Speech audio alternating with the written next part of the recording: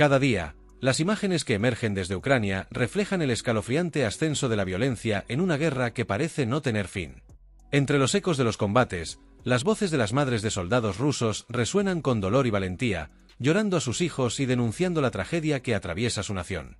Mientras tanto, el conflicto se intensifica, con Ucrania lanzando operaciones estratégicas contra objetivos críticos rusos, y regiones como Kursk transformándose en escenarios clave de feroces enfrentamientos.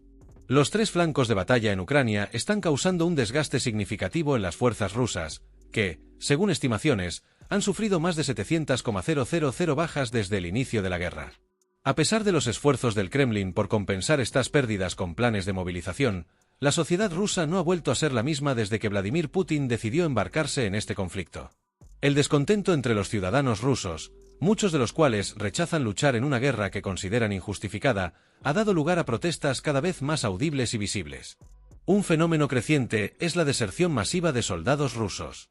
En la región de Jersón, cientos de soldados de la 205ª Brigada Separada de Fusiles Motorizados han abandonado sus puestos.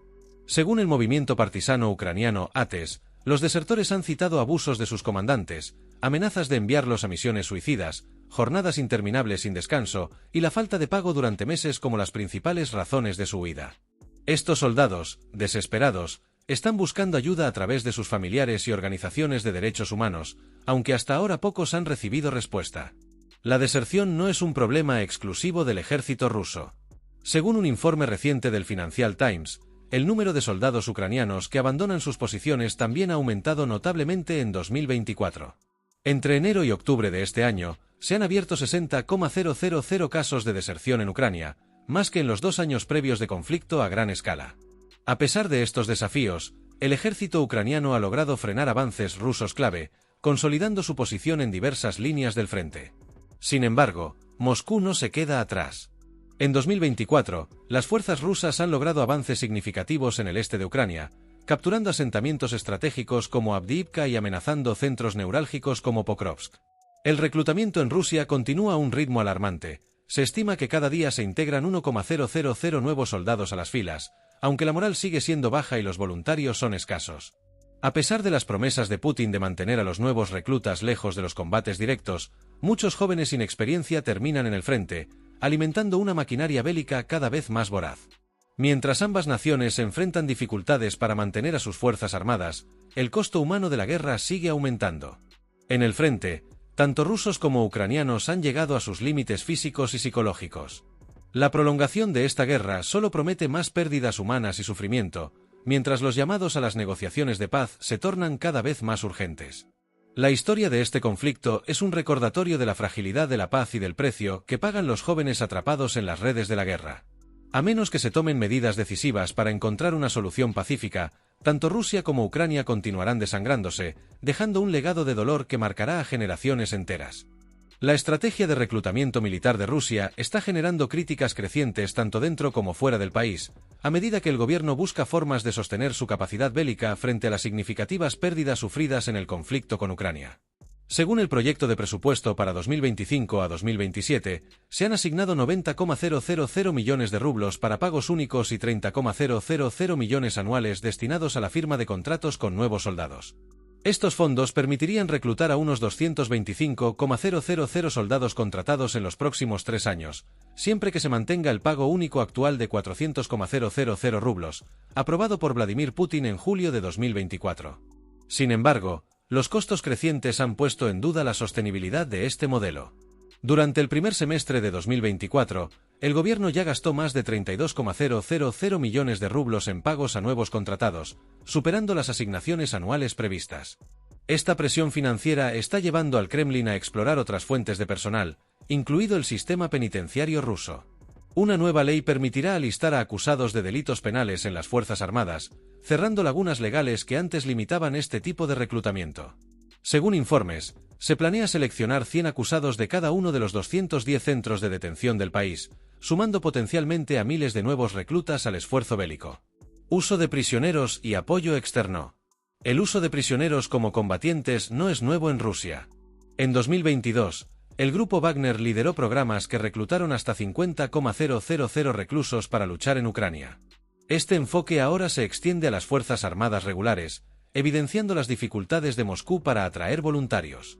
Paralelamente, ha surgido el debate sobre la posible participación directa de tropas norcoreanas en el conflicto. Informes no confirmados sugieren que unidades de ingenieros de Corea del Norte podrían estar ayudando a las fuerzas rusas en tareas logísticas y de reconstrucción. De materializarse un despliegue de tropas de combate norcoreanas, representaría una escalada significativa en la implicación internacional de este conflicto. Cambios en la opinión pública rusa. La prolongada guerra también ha comenzado a erosionar el apoyo interno a Vladimir Putin. Una encuesta reciente reveló que 49% de los rusos preferirían un acuerdo de paz con Ucrania en lugar de nuevas movilizaciones, un aumento del 10% en comparación con el año anterior. Solo 29% respaldaba más esfuerzos de movilización, mientras que el resto se negó a responder, probablemente debido al temor de represalias. Cuando se preguntó sobre la disposición personal a participar en la guerra, los resultados fueron aún más reveladores. 29% de los encuestados afirmó que se negaría a luchar bajo cualquier circunstancia. 32% cumpliría únicamente si se les ordenara formalmente. Solo 14% se presentaría como voluntario, y este grupo estaba compuesto mayoritariamente por hombres de entre 50 y 60 años, quienes ya superan la edad típica para el servicio en primera línea. Entre los jóvenes de 18 a 24 años, el apoyo a la participación en la guerra fue mínimo, con menos del 7% dispuesto a alistarse voluntariamente. Estos datos reflejan una tendencia clara: el entusiasmo por la guerra está disminuyendo incluso entre aquellos que inicialmente respaldaron las decisiones del Kremlin. El desgaste del apoyo popular y militar. Desde el inicio del conflicto, el apoyo a la guerra ha mostrado un descenso progresivo. En febrero de 2023, 42% de los encuestados expresó su disposición a seguir las órdenes del gobierno para alistarse. Para septiembre de 2024, esta cifra había caído al 32%, destacando el impacto negativo que las bajas, el alargamiento del conflicto y las condiciones en el frente están teniendo en la moral nacional. A pesar de las afirmaciones de unidad por parte de Putin y sus propagandistas, los hechos revelan una realidad diferente. El Kremlin enfrenta un desafío monumental: mantener el esfuerzo bélico mientras lidia con una población cada vez más escéptica y recursos humanos limitados. Si esta tendencia continúa, será cada vez más difícil para Rusia sostener su campaña militar sin recurrir a medidas aún más extremas, como la movilización forzada o alianzas internacionales controvertidas. La guerra en Ucrania sigue dejando huellas profundas tanto en el campo de batalla como en las sociedades de ambos países. Mientras las bajas aumentan y el descontento crece, la posibilidad de una resolución pacífica se torna más urgente.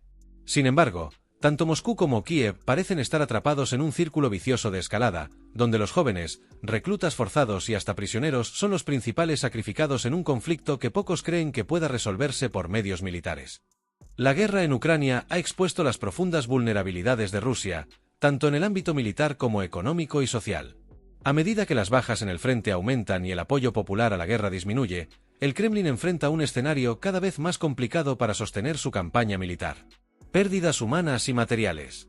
Desde el inicio de la invasión a gran escala en 2022, las estimaciones sugieren que Rusia podría haber sufrido entre 135,000 y 140,000 bajas mortales solo hasta septiembre de 2024, con pérdidas irrecuperables totales que podrían oscilar entre 270,000 y 420,000 efectivos. Además, se ha registrado una pérdida masiva de equipos militares. 8,768 tanques destruidos. Más de 17,600 vehículos blindados. 18,500 sistemas de artillería perdidos.